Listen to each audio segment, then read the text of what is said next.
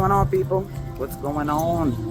I'm here with the girls walking in this area here. I love coming here. It's a little bit more social, I think. It's close to a little bit of it. It's kind of like a downtown or a plaza, with a whole bunch of stores and places like that. I think it's super useful for dogs to come into places like this just to see people. This is the stages of socialization that people skip all the time because they just don't think it's necessary. I'd rather bring them here every day than just simply walk around the block, but there's nobody else there. Speaking of socialization, I want to touch on separation anxiety today. A lot of people have dogs that suffer from anxiety in general, right?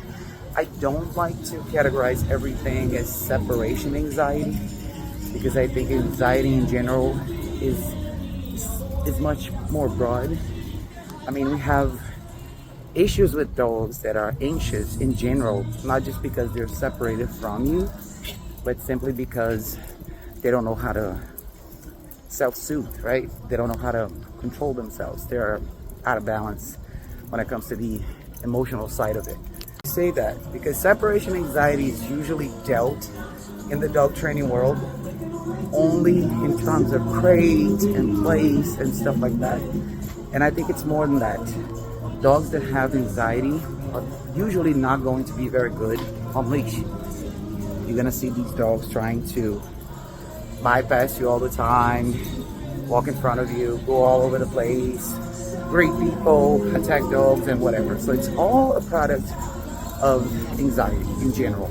A lot of people, anxiety becomes tricky because people think the dog is suffering. Anxiety itself is already a bad thing, but they don't want to correct the dog for that.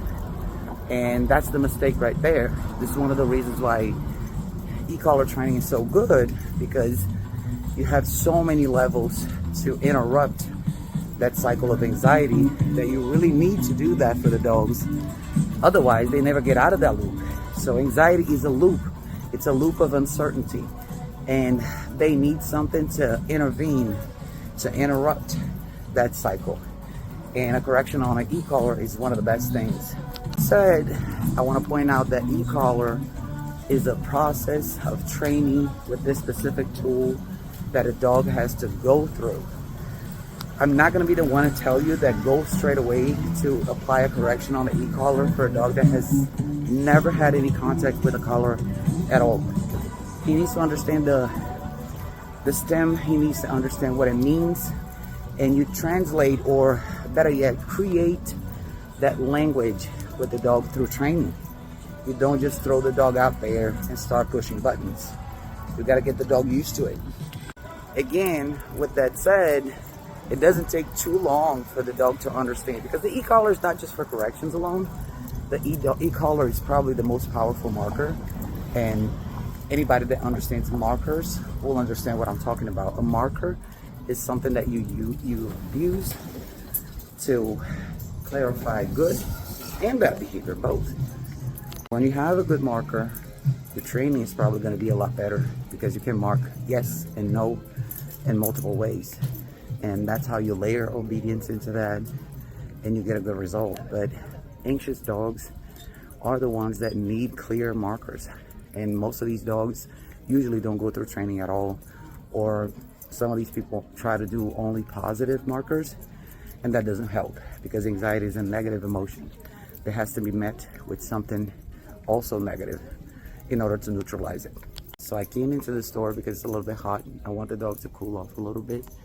And I already told you this before. I showed you this before. Pipa, my little one, she is an anxious dog. And when she traveled here, it kind of intensified her anxiety a little bit, because it was a long journey, very difficult for dogs to travel from one country to another. So it kind of triggered her anxiety a little bit more. And I work with her every day on that, just to make sure that she can still do the things that we used to do back in Brazil flawlessly.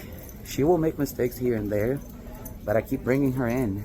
And the e-collar helped her a lot, because she's one of those dogs that screams. You know, something goes outside of her plan, she will scream and do all kinds of crazy stuff on leash. And we have to make sure she's stable.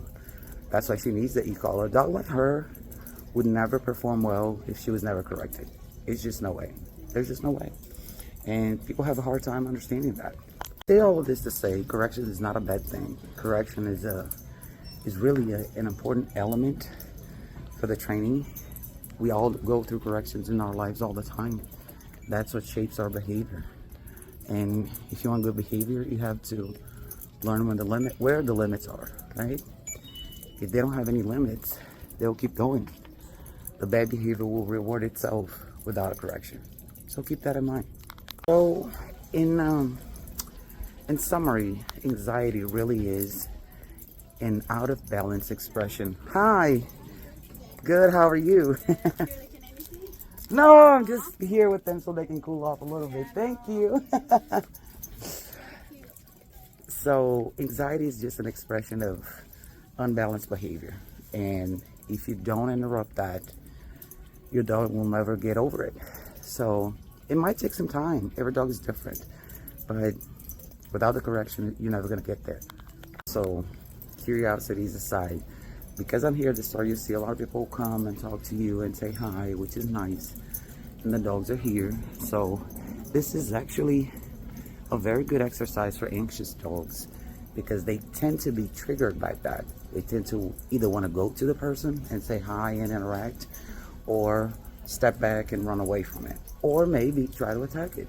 So this is neutral behavior that I'm motivating here with my dogs.